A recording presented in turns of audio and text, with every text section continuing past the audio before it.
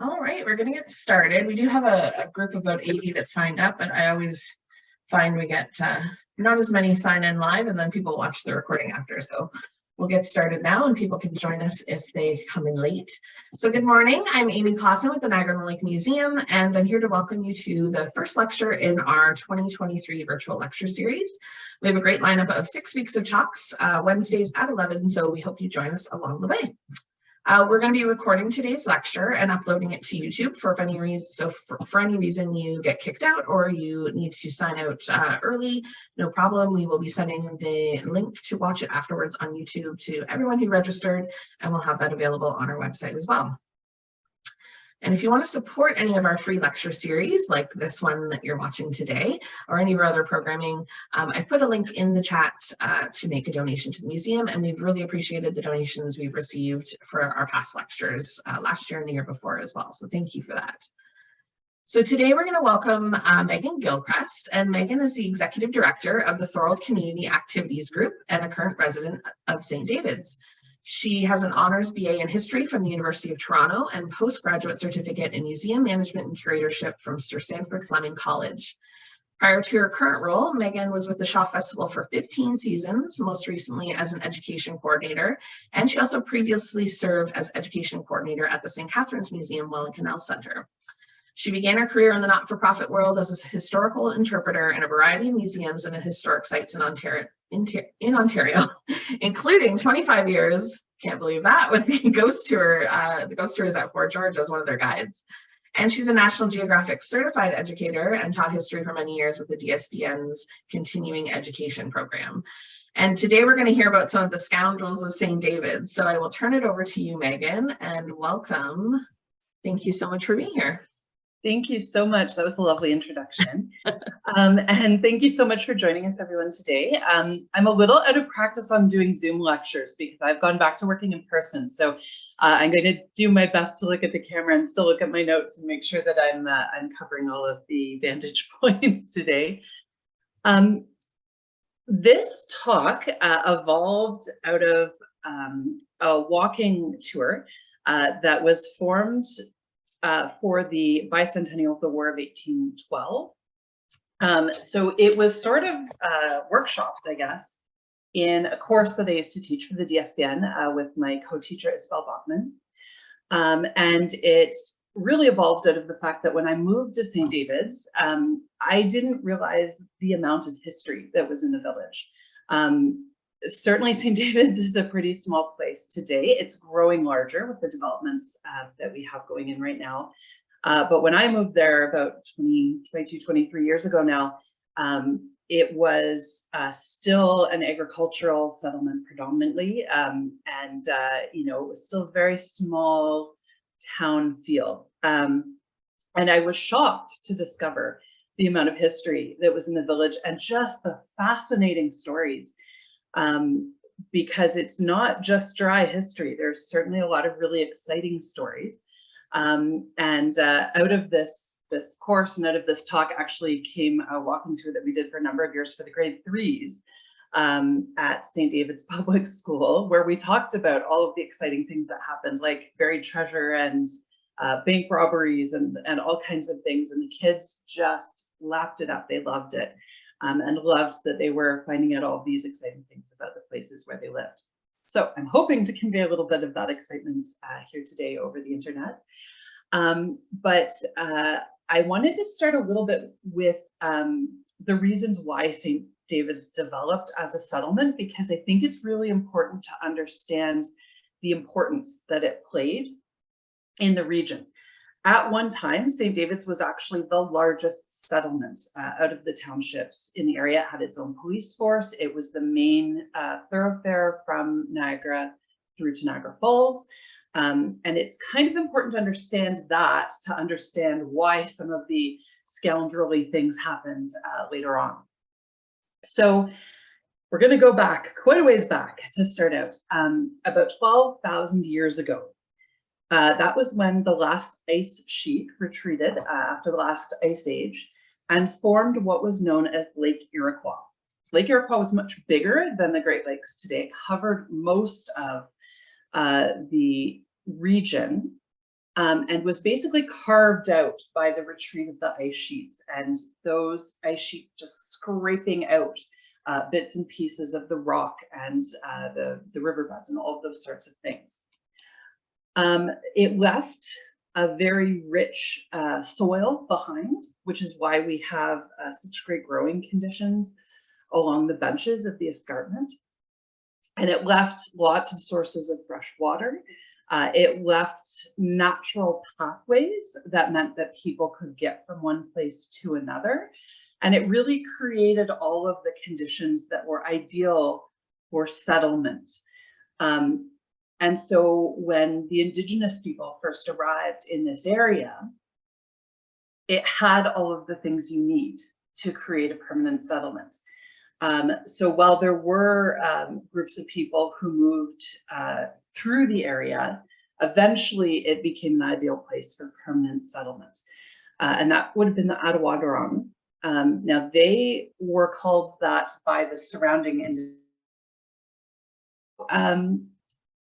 Some of the things that are in our village were important to European settlement because obviously there were different requirements for building. The Indigenous settlements that were in the area relied predominantly on longhouses, and there was a much more holistic approach to settlement in that time. In that community, settlements were basically lived in until the land became exhausted. So they would keep the settlement until they were, the resources in the area needed a rest, and then they would pick up the settlement and move to new areas. So about every 40 or 50 years, the settlement would move. So when the settlement, the Ottawa settlement left St. Davids, it moved closer to Goat Island in Niagara Falls. And then the area was not barren, but there were not as many people in the area for a little while until the settlers came here from European backgrounds. Now there was settlement of Europeans in St. Davids prior to the Loyalists arriving. The Goring family was actually here before the Loyalists. But predominantly St. Davids was settled by Loyalists who came here following the American Revolution. So when the War of Independence happened in the United States, those who chose to remain loyal to the British basically fled to their communities at the end of the war, ended up at Fort Niagara across the river for some time until the government worked out where they were going to move to, and eventually settlers were given land grants throughout the Niagara, what's now the Niagara region, including St. Davids. And a lot of those settlers who came were part of Butler's Rangers, part of the Loyalist contingent during the war. They were people whose names are still in the area: the Secourts, the Woodruffs, the Lowrys. Those are all families that have been here for generations, who founded the community in terms of the European colonization, and certainly their descendants are still in town today. Now, why St. David's? Why would anyone choose to come there other than obviously the natural features? Well, if you're a British settler or a European settler who's coming, you're looking for some different things. Not only are you looking for access to water and access to trade routes and all those sorts of things, you're also looking for building materials. And again, because of the last ice age, St. David's and the Bench in particular provided a really great place to settle. At the south end of St. David's, so where the escarpment is, there are layers of sedimentary rock. So there's shales, there's limestones, there's sandstones. It's capped by Lockport dolomite. And those are all important components for pioneer settlers. They provide building materials, they provide lime for different production processes. And all of those things were easy to come by in the region. The other thing that was important was that there was a living memory in the land of the transportation routes. So people were still traveling through the region over centuries and St. David's was the main thoroughfare. So where Paxton Lane is today, so just to what would be the east of 4 Mile Creek Road, that was originally the main thoroughfare that went up towards Niagara Falls. It was a really important trade route. It was the location of one of the first stagecoach routes through the region. And because of that, there was a lot of activity through the area. It also was right next to 4 Mile Creek. And when the first loyalists came here, obviously settlement grew up around the creek. And you have to use your imagination a little bit when you look at 4 Mile Creek today, because at that time there was a lot more water flowing through it. So certainly today it doesn't look very impressive most of the time, but it was a fully flowing creek at that time, and that meant that you had a source of energy. You could power your grain mills, you could power your water wheels, you had a source of water.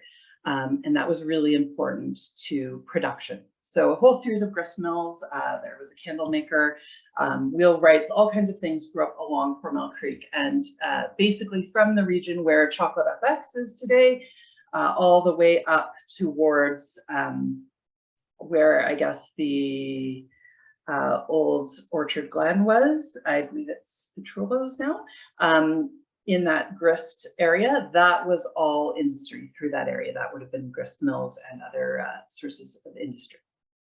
So we have all of these people who are settling, building businesses, doing all of these things in the region, and it's the main thoroughfare of transportation through the region, which means that St. David's grows very quickly and eventually becomes this hub of activity.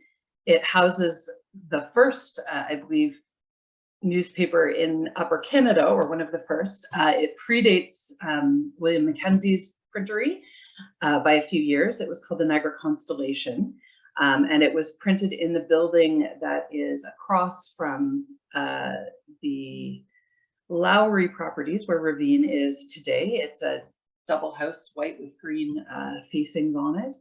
And that was where the newspaper was printed. And that was the newspaper in the area for quite some time. So people would come from other areas like Homer, St. Catharines, Niagara Falls, to come get their news from that newspaper. So that gives you a little bit of a background in terms of why there were people in St. David's. But what about the Scoundrels? You know, why did it attract, you know, all of this activity that perhaps wasn't the most positive activity? So we're going to jump in time a bit and move a little closer to the War of 1812. So remember, the folks who are settling in St. David's have come from the American Revolution. They've moved north. They don't have the best feelings about the Americans following that war. And I always like to tell the kids, you know, we name things after Butler's Rangers here. We used to have things named after Colonel Butler, you know, the bar, the school, all of those things. But in Upper New York State, Butler's Rangers were the bedtime story parents told kids to get them to go to bed, so that, you know, if you're not good, Butler's Rangers are going to come and get you. They were kind of the boogeymen because they engaged in a lot of, you know,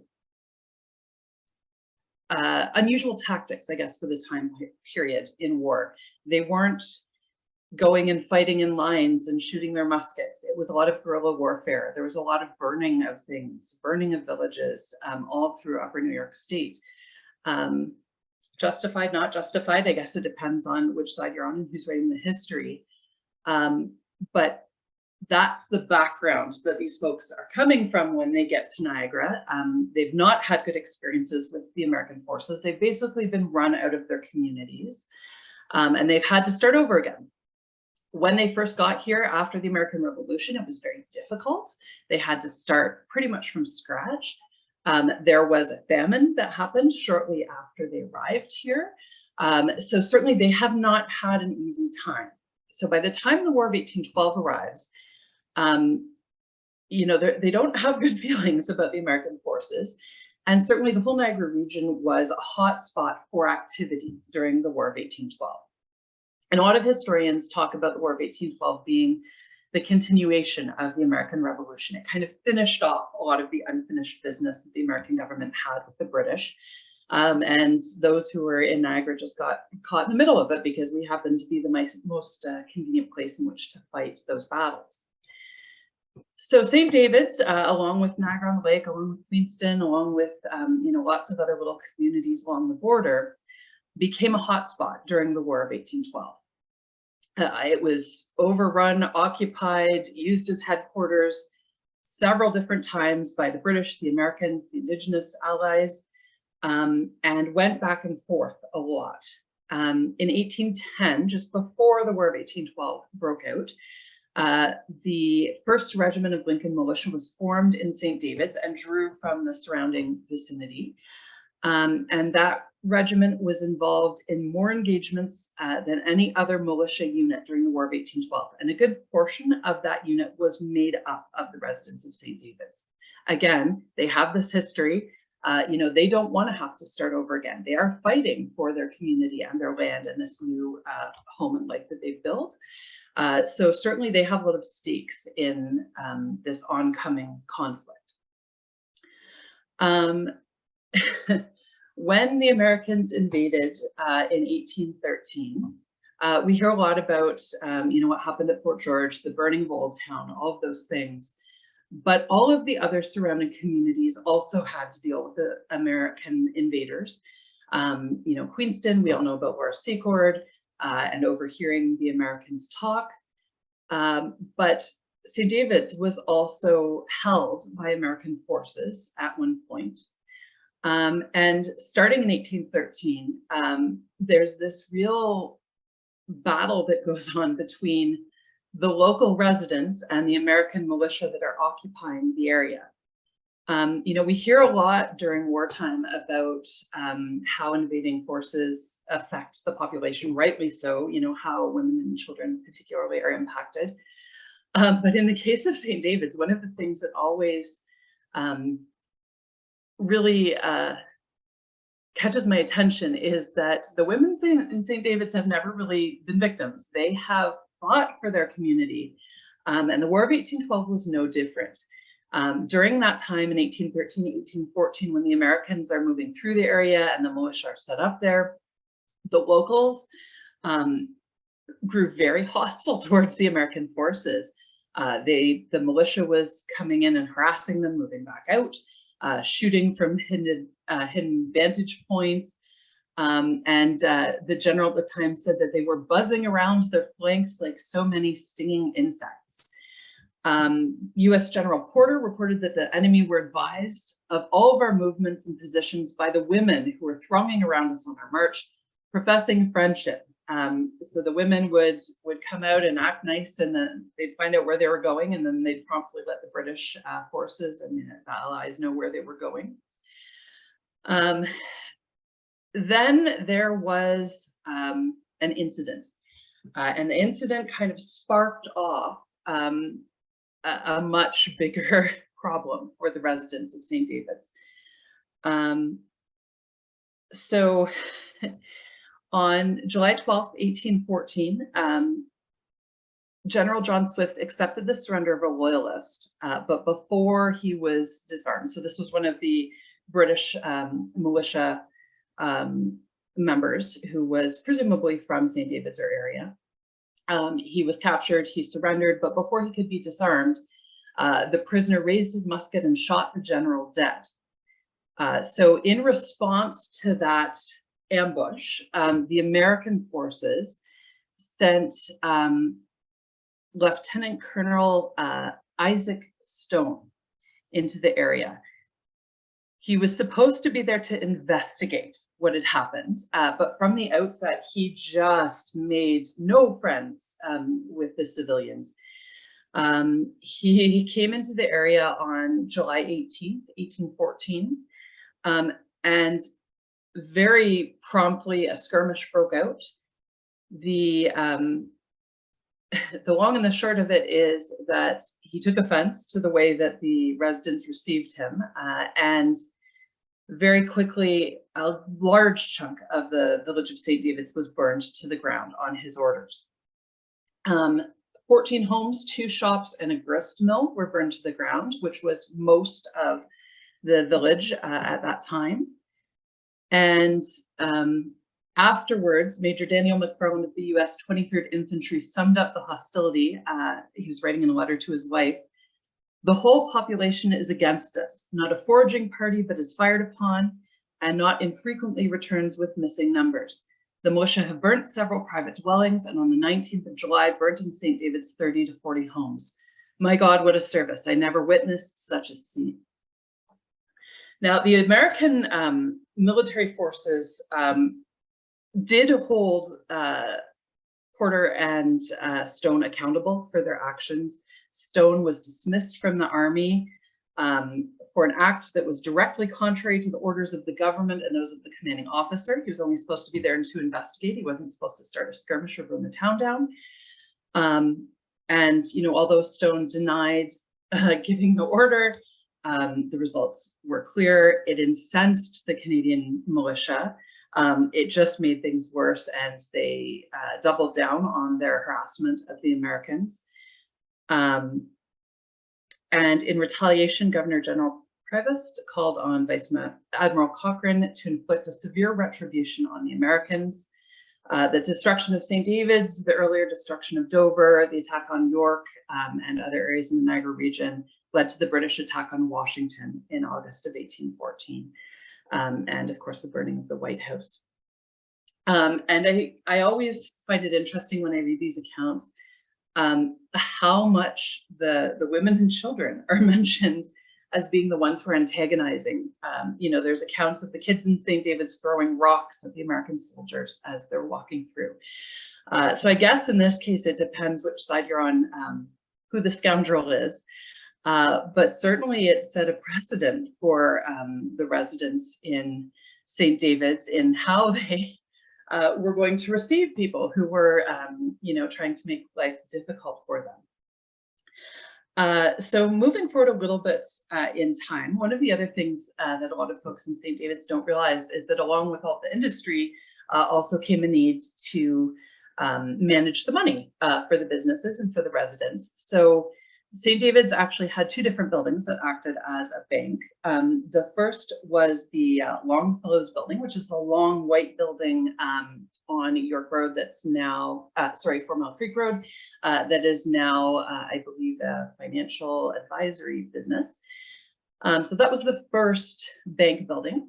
The second bank building was at the corner of York Road and 4 Mile Creek Road, right at the fourth corners there, where that blue building is. Used to be, I believe, a real estate business, and it's right next to the park. So that property was the second bank property.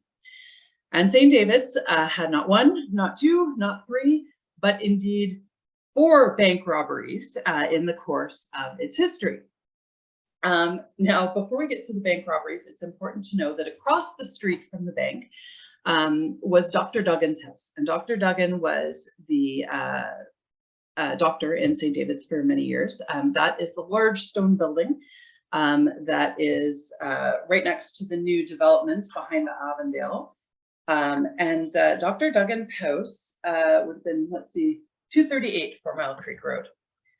When Dr. Duggan moved into town, he decided that, you know, he was going to be staying for some time. He was going to build this house. He'd just gotten married, and he decided he wanted to have a nice, large Edwardian style house built. So in 1911, you know, he's about to go on his honeymoon. He's just newly married. He has all this money that he's ready to build this house for his new wife. He designed, or he engaged a designer named Jim Calvert, who had previously built an identical house in Queenston, which is still there. And I'll leave it to those of you who live close by. Next time you're driving through Queenston, see if you can pick out the houses that match, the one in St. David's and the one in Queenston. So Jim Calvert designs this home. Dr. Duggan goes off on his honeymoon, leaves the money with the contractor, not the designer, but the foreman is left with the money to pay the workers. On his return from his honeymoon, Dr. Duggan discovers that the workers had not been paid. The foreman has made off with the money, and he's left back at square one with his house. So he has to start over again, and eventually his house is built. The reason this is important is because Dr. Duggan's practice was attached to his house. So the practice entrance was off the side. His doctor's office was there. He lived in the house. And that's important to know when we get to one of the later bank robberies. So bear with me as we go a little bit further ahead in time now. There we go. There we go. Actually, my apologies. We're going to go backwards for a moment because the first bank robbery was actually pre Dr. Duggan. So in 1907, bank robbers on horse-drawn vehicles pulled up. They blocked the road at the top from St. Catharines and at the bottom to Niagara Falls. And remember, St. Davids is the main thoroughfare. So at this time, they're blocking the QEW through the region, essentially. And they pull their carts up, they block the road. Others in the gang removed the door of the safe in the building with nitroglycerin. Now, in the meantime, the teller was coming into the bank, heard an explosion, and began hurling stones through the rear windows, assuming that someone was inside the bank doing something nefarious. The robbers began to shoot their their guns, and then panicked and fled when lights came on in nearby homes. They didn't get away with any money. They left the safe wide open with $5,000 in the safe, and the teller was apparently rewarded for their actions. So that was the start of the bank robbery action in St. Davids. And then in 1923, we arrive at the importance of Dr. Duggan. So 1923, still, at the old bank building. The bank manager at that time, Mr. Rogers, lived above the bank, which was common at the time. Doctors often lived in where their offices were. Often managers of businesses lived in or above the business. And at that time, this particular bank manager lived above the bank with his wife. So an armed robber broke into the apartment, and his intent was to either force the bank manager to open the safe, or in the event that that didn't work out well, he had stolen some chloroform from Dr. Duggan's office. There had been a break-in previously in the house, and so his idea, I guess, was that if they couldn't convince the bank manager to give them what they wanted, they were going to chloroform him, knock him out, and take the money that way. So during this scuffle, as they're trying to force the manager to open the safe, one of the robbers' pistols went off, slightly wounded Mr. Rogers in the head, but not fatally, obviously. A scuffle kind of ensues and eventually moves out onto the balcony of the building. The neighbor, Mrs. Woodruff, who is a pretty interesting character in her own right, heard what was happening, went and got her shotgun, went out and threatened to shoot at the robber if he didn't back off. At which point Mr. Rogers, the bank manager, asked her to perhaps refrain from shooting because he didn't want to be shot at either. However, at that moment, a shot rang out. The robber fell wounded, and it turns out that the manager's wife had shot the robber through the screen door using the manager's revolver. So again, ladies in St. Davids, you don't mess with them because they're on top of things. Now, at that point, the robbers made an escape. They left, and no one ever accused criminals of being very smart, because these particular criminals decided that since the robber was injured, they should take him to the doctor. So Dr. Duggan across the street ends up examining this gentleman who's been shot, discovers a packet of his own handmade scars that were in the robber's pocket that apparently he had nicked during the earlier robbery of the chloroform, and promptly alerted the authorities, and the robbers were duly arrested. So that's bank robbery number 2 that goes south for the robbers. Residents of St. David's 2, robbers 0. Now we go to 1951. In August 1951, two men partially robbed the bank of $6,000. They were initially successful, but they didn't last very long. They were eventually captured. And the Evening News, the Evening Review newspaper ran a headline that said, "Brave woman teller saves $27,000 in St. David's holdup." So by this point, the Imperial Bank was at the corner of 4 Mile Creek and York Road. So we're in the building a little bit closer to Four Corners.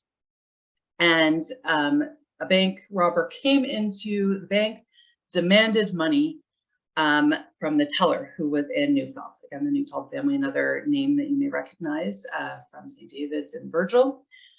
She managed to sound the alarm while these two bandits were scooping the currency into the bag at her teller's wicket. The robbers fled in a stolen car after being shot at 3 times by another 18-year-old teller. They did manage to put a hole in the tire of the escape vehicle. And one of the suspects was from Buffalo, and the other from Toronto were apprehended shortly afterwards, a few weeks afterwards. Again, not being very bright robbers, they apparently were flashing money around and got back to the police forces, and they were apprehended, and the money was recovered. Finally, the last bank robbery in St. David's was on September 10th, 1951. This time, 3 bandits tried to rob the bank. The teller sounded the alarm. The manager shot 2 of the bandits, and Mr. Slingerland fired shots into the tires of the getaway car. The car had actually been stolen in St. Catharines from lawyer Judy LaMarche, who later became a federal cabinet minister in the government of Lester B. Pearson. A customer at the bank, as these bandits were fleeing, used the manager's revolver to also fire shots at the car. 2 of the wounded suspects were captured later in the day, and the 3rd was captured a few hours after that. So St. David's, tiny little place that it is, having had 4 bank robberies, has never successfully been robbed by bank robbers. They have been captured every time, mostly in thanks to the residents of the area. So the other thing I wanted to touch on was the fact that due to the nature of the town at the time, not only was St. David's, attractive to bank robbers, it was also attractive to folks who had other nefarious purposes in mind. And those would have been the folks who were smuggling alcohol through the region. Now, I should mention that St. David's has a pretty long history of being an area for breweries. Again, because of its location, because there were access to natural springs. There were several breweries that were established in the region, including John Sleeman's first brewery. Yes, that John Sleeman. He actually lived on Creek Road for a number of years, and his first brewery was established in St. David's. It was not successful. He actually failed at his first business, moved to Guelph, established Sleeman Brewery there, which obviously did much better, but he had to start right here in St. David's. So needless to say, the community was not adverse to alcohol, although there were dry periods where there were bylaws enacted during the Prohibition era. There were certainly active forces in the town who were engaging in movement of alcohol or sale of alcohol. And in fact, the grist mill that is just near the base of the hill going up towards Stamford was used as a speakeasy for several years. I've been told that in the basement of the mill, there was actually one of those sliding doors so they could open up, see who it was, and there was a password to get in during one of the dry periods in the county. But we also have accounts from some of the locals who remember being on their grandparents' farm, and there being these really fancy cars that would pull up to the farm. You know, they'd speak to the farmer and they'd head off towards the barn or out towards the back of the property somewhere. Their cousins, who were fancy ladies dressed in the latest flapper clothing, would be with them, and you know, they'd all head off towards the back of the property and they'd be there for a while. And the kids were under strict instructions that nobody goes near that area while these folks are here. A little while later, they'd drive off and the farmer would find a box mysteriously filled with money and, you know, left in its place in the road.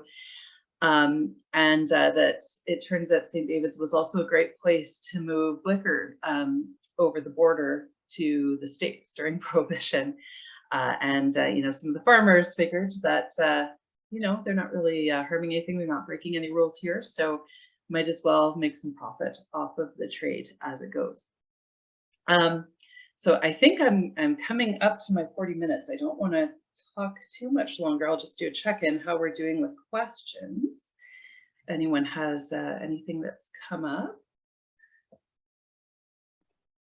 Yeah, if anyone has any questions, feel free to pop them in the chat or the Q&A. I do have just a comment that they miss you at the Shaw from Suzanne. Oh, hi, Suzanne. I miss everybody too. And I do encourage you, the museum actually has a script of our walking tour on the website. So if you search, you know, Niagara-on-the-Lake Museum walking tours, you can download a copy of the script and you can take yourself on a walking tour of St. David's. There's some fabulous stories and just really interesting characters.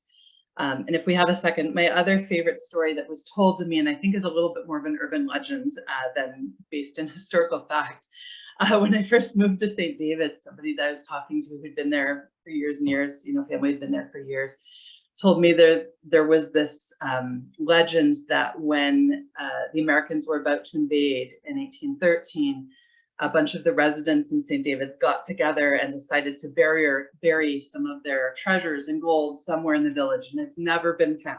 Ooh. So I always make sure I tell the kids that when I'm doing the tour, that, you know, maybe someday somebody will find the buried treasure of St. David's and, you know, turn it into a discovery show or something. It is nice to hear that the residents of St. David's have successfully combated all of these scoundrels throughout the year. Yes.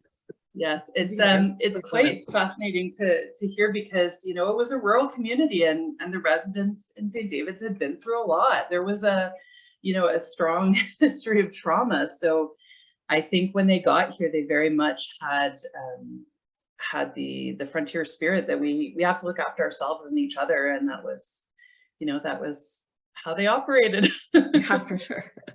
Barbara Worthy wanted to know if you could tell us a little bit more about Mrs. Woodruff. Yes, so Mrs. Woodruff was an interesting lady. I actually had the opportunity to research her for the book for the museum. Really fascinating life story. Really tenacious person. Not only did she fight off a bank robber, she also married, had to move around a lot because of the circumstances of her family, came back, her husband died early at a young age, and she ended up taking over the operations of the postal service in St. David's and became the postmistress of St. David's for many years and operated the general store. So just really, she's one of those people that when you know, I get asked about who would you invite to your historical dinner party. She's one of the people that I would really love to talk to and just learn about her life because, you know, she had it rough, but she just kept going and, you know, left a real legacy in the community. Wonderful. Janet Guy wanted to know how many times was the village burned by the Americans? That's a good question.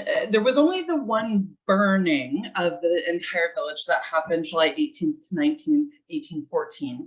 But there were skirmishes that happened throughout that 1813, 1814 time period throughout the whole region. So there were various parts of Queenston, St. David's, you know, all of those sort of areas surrounding Old Town that in some ways, you know, had it worse than Old Town because they were constantly dealing with skirmishes moving through their areas. They were constantly dealing with harassment from the Americans. They had people, you know, banging on their doors, asking for food, taking their livestock. And if you're interested in that, there's, I believe the museum has copies of the war loss claims reports from St. David's, and it's fascinating, really sad reading to hear how much the residents lost during that time period, and basically had to start over again. This was more of a personal question from Suzanne, but is your background history, because you've been involved with Fort George, so maybe just share a little bit about how you've come to know so much about the history of St. David's. Yeah, I grew up in St. Catharines, but I started working at Fort George when I was 16. So that was kind of my introduction. My dad's a big history buff, and when I was a kid, he was involved in helping to research when the first plaque to Harriet Tubman was placed in St. Catharines, and also Richard Pierpoint, the plaque at Centennial Park. So I had a lot of really early exposure to history, and I loved it. So I worked at Fort George all through high school, university. I went to UT for a history degree, and I focused on Canadian history. And it's just always kind of been a side passion. So even though I'm not working in the museum field anymore, the museum folks very kindly let me come and do my historian bucket. All right, I think that's it for the questions. If anyone has any more questions for Megan, I'm happy to pass them along and get you answers if there's anything after the presentation. But I want to thank you, Megan, for sharing those stories with us. So much fun. Our next lecture is next Wednesday, February 8th at 11 o'clock, and we've got George Weber, who's on the committee for the Niagara Baptist burial ground that has been in the news quite a bit, and people are very curious about that. And he's going to present Free at Last, a look back at the lives of early Black residents as part of our Black History Month programming. So we're excited to have him. Don't forget to register, and the links can be found on our website, and enjoy the rest of your day. Thanks for joining us today. Thank you. Megan.